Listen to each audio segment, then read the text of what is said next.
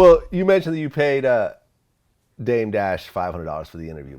Recently, the whole topic of paying for interviews came up. Right. In my arena, and you actually, put in your 2 cents on it. Lil Reese, who recently got shot. Right. Really badly, shot in the neck.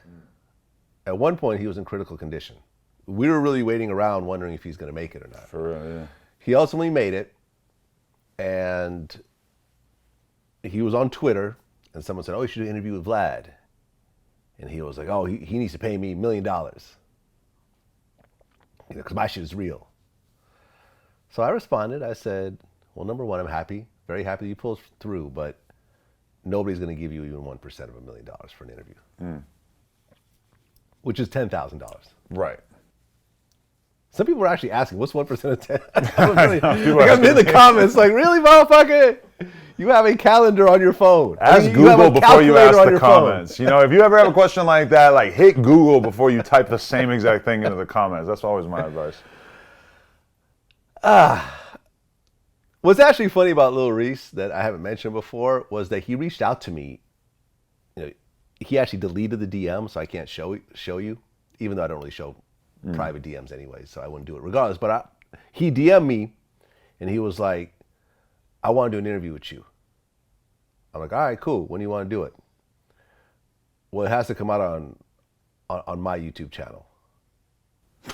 So I said, well, if you want to pay for the cameraman and the editing, if you want me to conduct it, I'll do it for you. But I'm not going to pay for a cameraman and use my studios and film it and edit it for you, then have you put it out on your YouTube channel, where I make zero money. Yeah.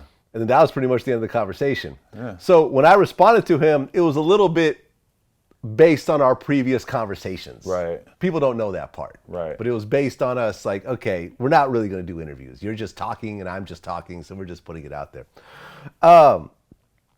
What do you think about that whole back and forth? I mean, I wish that there were enough economic incentives that I could pay Lil Reese $1 million or $10,000 for an interview.